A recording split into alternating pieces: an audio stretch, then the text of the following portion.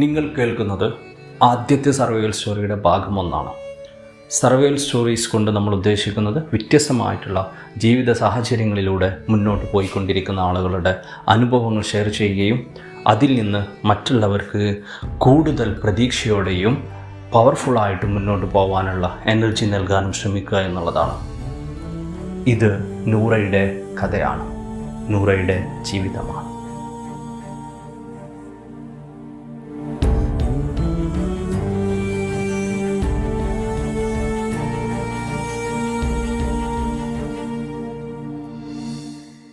Hello all, ഞാൻ നൂറ. ലൈഫിൽ കടന്നുപോയ നിമിഷങ്ങളെപ്പറ്റി എല്ലാവരും പറഞ്ഞപ്പോൾ ഞാൻ ആദ്യം അങ്ങനെ ഒരു അറ്റംപ്റ്റിന് ഇല്ല എന്ന് ആലോചിച്ചതാണ്. പിന്നീട് ഞാൻ ചിന്തിച്ചു, എൻ്റെ മനസ്സിലെ ഈ കടലിരുമ്പൊന്ന് അടങ്ങുമെങ്കിൽ എനിക്ക് അത്രയേ ആശ്വാസം കിട്ടുമല്ലോ എന്ന്. ചെറുപ്പം മുതലേ നല്ലോണം പഠിക്കുമായിരുന്നു സാർ. എൻ്റെ ഭാഗത്തുനിന്ന് എൻ്റെ വീട്ടുകാർക്കോ കൂട്ടുകാർക്കോ അധ്യാപകർക്കോ ഒരു ബുദ്ധിമുട്ടും ഞാൻ ഉണ്ടാക്കിയിട്ടില്ല. എന്നെ വലിയ ടീച്ചറാക്കുമെന്ന് എന്നും എപ്പോഴും എന്നോട് പറഞ്ഞിരുന്ന എൻ്റെ രക്ഷിതാക്കൾ പെട്ടെന്ന് നല്ലൊരു കല്യാണം ഉണ്ട് എന്നും പറഞ്ഞ് എന്നെ +1 കഴിഞ്ഞ പാടെ വിവാഹം നടത്തിച്ച്. എൻ്റെ മൂത്ത ബ്രദറാണ് എന്നെ കൈപ്പിടിച്ചു കൊടുത്തത്. അപ്പോൾ അവനക്ക് എൻ്റെ ഹസ്ബൻഡിനോട് പറയാൻ ഒരൊറ്റ കാര്യം ഉണ്ടായിരുന്നുള്ളൂ: നന്നായി പഠിക്കുന്ന കുട്ടിയാ, +2 മുഴുപ്പിക്കണേന്ന്. ആ വാക്ക് പാലിക്കാൻ +2 പഠിക്കാൻ എൻ്റെ ഹസ്ബൻഡ് വീടിൻ്റെ അടുത്തുള്ള സ്കൂളിലേക്ക് മാറ്റി. ഒരുപാട് കഷ്ടപ്പെട്ട് വിരഹത്തിൻ്റെ പുതിമൂടിയിൽ ഞാൻ ക്ലാസ്സുകൾക്ക് പോവുമായിരുന്നു. അവിടെ വീട്ടിലെ ജോലികളൊക്കെ തീർക്കണമെന്ന് വലിയ നിർബന്ധനയൊക്കെ വെച്ചിട്ടുണ്ടായിരുന്നു. എല്ലാം കഴിഞ്ഞ് സ്കൂളിലെ ബസ് ഡ്രൈവറിൻ്റെ വഴക്കം കേട്ട് ഞാൻ സ്കൂളിലെത്തും. എല്ലാവരും +1 തൊട്ടേ ഒരുമിച്ച് പഠിച്ചിരുന്നവരായതുകൊണ്ടും ഞാനൊരു പുതിയ സ്റ്റുഡൻ്റ് ആയതുകൊണ്ടും കുറേ കഷ്ടപ്പെട്ടു. എനിക്കങ്ങനെ പറയത്തക്ക രീതിയിൽ നല്ല കൂട്ടുകാരെയൊന്നും കിട്ടിയിരുന്നില്ല. വീട്ടിലെ ആവശ്യങ്ങൾക്ക് ഇടയ്ക്കിടയ്ക്ക് ലീവ് എടുക്കേണ്ടി വരും. അതുകൊണ്ട് തന്നെ ഒരുപാട് പാഠങ്ങൾ എനിക്ക് നഷ്ടമായിരുന്നു. സ്കൂളിൽ പോകുന്നതുകൊണ്ട് തന്നെ തിരിച്ച് വീട്ടിൽ വന്നാൽ പഠനം എന്നുള്ളത് ആർക്കും ഇഷ്ടമില്ലായിരുന്നു. എന്നിട്ടും കുറേ കഷ്ടപ്പെട്ട് ഞാൻ +2 പാസ്സായി സാർ, അത് നല്ല മാർക്കോട് കൂടെ. എൻ്റെ അതിന് ശേഷം പഠിക്കാൻ ഞാൻ പലരുടെയും കാല് പിടിച്ചു, പക്ഷെ അനുവദിച്ചില്ല. ശേഷം എൻ്റെ ഫസ്റ്റ് പ്രഗ്നൻസി, അത് അബോർഷനായി. വീണ്ടും പ്രഗ്നൻറ്റ്, എൻ്റെ ഫസ്റ്റ് ബേബി. സെക്കൻഡ് ഇയറിന് ശേഷം എൻ്റെ സെക്കൻഡ് ബേബി. അവന് 2 വയസ്സായപ്പോൾ എൻ്റെ മനസ്സിലെ വെങ്കില് മനസ്സിലാക്കി എൻ്റെ ഹസ്ബൻഡ് എന്നെ ഡിഗ്രിക്ക് വിട്ടു. ഹസ്ബൻഡിൻ്റെ വീട്ടിൽ സപ്പോർട്ട് ഒട്ടും ഉണ്ടായിരുന്നില്ല. പക്ഷേ എങ്കിലും ഞാൻ പഠിക്കാൻ തന്നെ തീരുമാനിച്ചു. ഡിസ്റ്റൻറ്റ് ഡിഗ്രി ഇഗ്നോ യൂണിവേഴ്സിറ്റിയുടെ ആയിരുന്നു. ഹസ്ബൻഡ് വീടിൻ്റെ അടുത്താണെങ്കിൽ ഒരു കോളേജിൽ സാറ്റർഡേ ക്ലാസ് ഉണ്ടായിരുന്നു. അപ്പോൾ ഞാൻ എല്ലാ ഫ്രൈഡേകളും എൻ്റെ മക്കളെ എൻ്റെ വീട്ടിലേക്ക് കൊണ്ടുപോകും. സാറ്റർഡേ വൈകിട്ട് തിരിച്ചു വരും അവർ. സെക്കൻഡ് ഇയർ ഇങ്ങനെ കുറേ കഷ്ടപ്പെട്ടു. അതിനിടയ്ക്ക് പഠിക്കാൻ കാശില്ലാത്തതുകൊണ്ട് കാശിന് വേണ്ടി ഹസ്ബൻഡ് ഒഴിവാക്കിയൊരു ബിസിനസ് ഉണ്ടായിരുന്നു.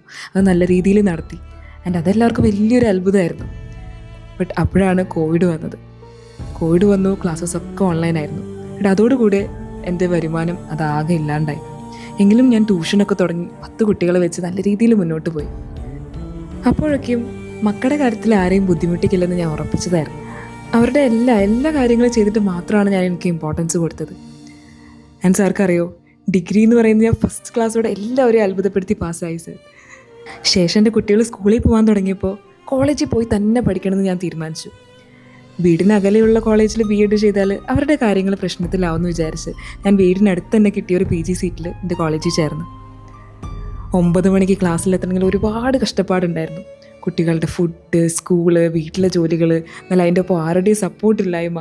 എല്ലാം കഴിഞ്ഞ് 9-ന് മക്കളെ ബസ്സിലും കയറ്റി വിട്ട് കോളേജിലേക്ക് ഒരൊറ്റ ഓട്ടാണ്. എൻ്റെ അവിടെ എത്തുമ്പോൾ 3-ാം നിലയിലേക്ക് ഇങ്ങനെ ക്ലാസ്സിലേക്ക് പടികളിങ്ങനെ ഓടിക്കയറുമ്പോൾ കണ്ണിലൊഴുകുന്നത് ആക്ച്വലി കണ്ണീരല്ലായിരുന്നു, കുറച്ച് നിറഞ്ഞൊഴുകുന്നൊരു വേദനയായിരുന്നു. പ്രയറിന് മുന്നേ ക്ലാസ്സിലെത്തിയില്ലെങ്കിൽ ഹാഫ് ഡേ അറ്റൻഡൻസ് കിട്ടില്ല. അതുകൊണ്ട് കഷ്ടപ്പെട്ട് ക്ലാസ്സിലെത്തുമ്പോൾ വയറ്റിലൊരു കാളലാണ്.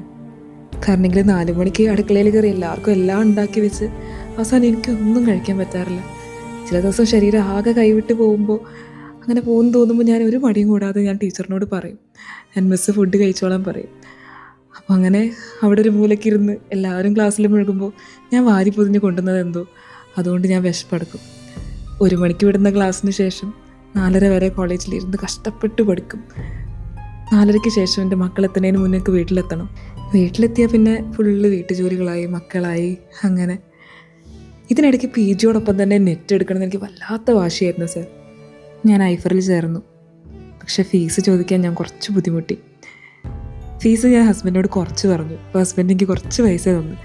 ബാക്കി നിധി പോലെ ഞാൻ എടുത്തു വെച്ച എൻ്റെ അത്രയും നാളത്തെ കഷ്ടപ്പാട് കൂട്ടിച്ചേർത്തു. അങ്ങനെ ഞാൻ ചേർന്നു സർ. എന്നാൽ വലിയൊരു മലയോടൊപ്പം നെറ്റ് എന്ന് പറയുന്നത് എനിക്ക് ചുമക്കാൻ കഴിഞ്ഞില്ല. റിസൾട്ട് വന്നപ്പോൾ കുറച്ച് മാർക്കിന്, വളരെ കുറഞ്ഞ മാർക്കിന് എനിക്ക് നഷ്ടമായി. വീണ്ടും ഞാൻ ഐഫർ പ്രോ പഠിച്ചു. അതിനിടയിൽ PG കഴിഞ്ഞു. നല്ല മാർക്കോടെ ഞാൻ പാസ്സായി സർ. പക്ഷെ എന്നാലും നെറ്റ് കിട്ടിയില്ല. സ്വപ്നം കൈവിടാൻ പറ്റാത്തതുകൊണ്ട് വീണ്ടും ഞാൻ ഐഫറിൽ തന്നെ ചേർന്നു, ജോയിൻ ചെയ്തു.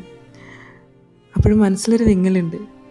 എന്നും എൻ്റെ ഒപ്പം നിന്നിരുന്ന എൻ്റെ ഭർത്താവ് വീട് പണിയും മറ്റു കടബാധ്യക്കൊപ്പം എൻ്റെ പഠനം കൂടി പറഞ്ഞു കഴിഞ്ഞാൽ സ്വാർത്ഥതയായി പോകുന്നുള്ളൊരു വിങ്ങൽ. എങ്കിലും മാനസികമായി തളർന്ന പോലെ എൻ്റെ രാവിനെ പകലാക്കി തീർത്ത നിമിഷങ്ങളിൽ ഏറ്റെടുക്കേണ്ടി വന്ന എല്ലാ ശാരീരിക ബുദ്ധിമുട്ടുകൾക്കും അടക്കം പറഞ്ഞുകൊണ്ട് പറയാൻ ശ്രമിച്ചുകൊണ്ട് ഞാൻ മുന്നോട്ട് പോവാണ് സാർ. നാളെ ഐഫറിൽ ഉണ്ടാവുമോ എന്ന് എനിക്കറിയില്ല. എങ്കിലും ഞാൻ ഒന്നുകൂടെ ഓടുകയാണ് സാർ. അവളെന്തോ പഠിക്കുന്നുണ്ട്, ഇത്ര കാലമായി ഒന്നും ആയില്ല, ഇനിയെങ്കിലും ഇതൊക്കെ ഒന്ന് ഒഴിവാക്കിക്കൂടെ? അല്ലെങ്കിൽ വേറെ എന്തെങ്കിലും നോക്ക്. അന്ന് തുടങ്ങിയ അവളുടെ പഠിത്തമാണ്, ഇപ്പോഴും ഒന്നും ആയില്ല.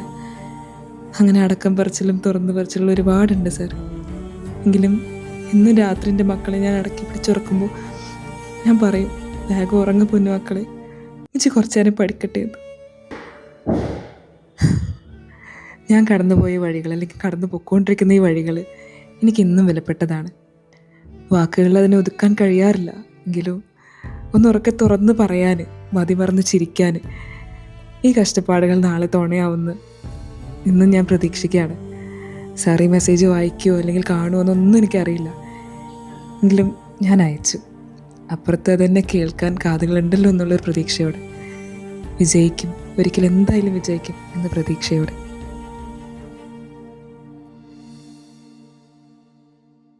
ഇതാണ് നൂറയുടെ കഥയുടെ ആദ്യ ഭാഗം. പ്രതീക്ഷയോടെ നമുക്ക് രണ്ടാം ഭാഗത്തിന് കാത്തു നിൽക്കാം. ഇനി എനിക്ക് ചോദിക്കാനുള്ളത് കുറച്ച് ചോദ്യങ്ങളാണ് നമ്മൾ ഓരോരുത്തരോടും. നിങ്ങളൊരു നൂറയാണെങ്കിൽ ഒരുപാട് പ്രതിസന്ധികൾക്കിടയിലും മുന്നോട്ട് പ്രതീക്ഷയുടെ പോയിക്കൊണ്ടിരിക്കുന്ന നൂറയെപ്പോലെ നിങ്ങൾക്ക് ശ്രമിക്കാൻ സാധിക്കാറുണ്ടോ? ഒരിക്കൽ ഭർത്താവ് നിർത്തിയ ബിസിനസ് സ്വന്തമായി നടത്താനും സ്വന്തമായി ട്യൂഷൻ ഉൾപ്പെടെ നടത്തി ഫൈനാൻഷ്യൽ റിസോഴ്സസ് കണ്ടെത്താനും സാധിച്ച നൂറയെ പോലെ ശ്രമിക്കാൻ നിങ്ങളെ കൊണ്ട് സാധിക്കുന്നുണ്ടോ?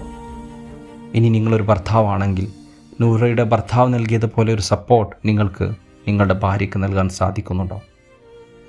നിങ്ങളൊരു ടീച്ചറാണെങ്കിൽ നൂറയുടെ ടീച്ചറെ പോലെ സാഹചര്യം മനസ്സിലാക്കി പ്രത്യേകം പരിഗണന അർഹിക്കുന്ന വിദ്യാർത്ഥികൾക്ക് അത് നൽകാൻ നിങ്ങൾ ശ്രമിക്കാറുണ്ടോ? നിങ്ങളൊരു പാരൻ്റ് ആണെങ്കിൽ നിങ്ങളുടെ മക്കൾ വേണ്ടത്ര പഠിക്കുന്നതിന് മുമ്പേ തന്നെ നല്ല കല്യാണം എന്ന ലേബലിൽ കല്യാണം കഴിച്ചു വിടാൻ നിങ്ങൾ ശ്രമിക്കാറുണ്ടോ? നിങ്ങൾ ആഗ്രഹിക്കുന്നുണ്ടോ? അവസാനമായി നിങ്ങളൊരു മനുഷ്യനാണെങ്കിൽ, ഒരു ഡിസിഷൻ മേക്കറാണെങ്കിൽ നിങ്ങളുടെ ചുറ്റുമുള്ള ആർക്കെങ്കിലും നിങ്ങളോട് പഠിക്കാൻ സമ്മതം വാങ്ങേണ്ട ഒരവസ്ഥ വരാറുണ്ടോ? ഇനി അങ്ങനെയുള്ളൊരവസ്ഥയിൽ നിങ്ങൾ എന്താണ് പറയാറ്? നമ്മൾ മനസ്സിലാക്കേണ്ട പ്രധാനപ്പെട്ട ഒരു കാര്യം, മത്സര പരീക്ഷകൾ അതിൻ്റെ നേച്ചർ കാരണം തന്നെ ഒരുപാട് സ്ട്രെസ്സും പ്രഷറും നമ്മുടെ പ്രിയപ്പെട്ടവർക്ക് ആ പരീക്ഷ എഴുതുന്നവർക്ക് ഉണ്ടാക്കുന്നുണ്ട് എന്നുള്ളതാണ്. അതിൻ്റെ കൂടെ നമ്മൾ കൂടി അവരുടെ സ്ട്രെസ്സിൻ്റെ കാരണമാവാതിരിക്കുക എന്നുള്ളതാണ്. നമുക്ക് അതിനു വേണ്ടിയിട്ട് ശ്രമിക്കാം. നമ്മുടെ പ്രിയപ്പെട്ടവർക്കെല്ലാം അവരുടെ സ്വപ്നങ്ങൾ സാധ്യമാക്കാൻ സാധിക്കട്ടെ. ഒരുപാട് സ്നേഹം, പ്രതീക്ഷകൾ, പ്രാർത്ഥനകൾ.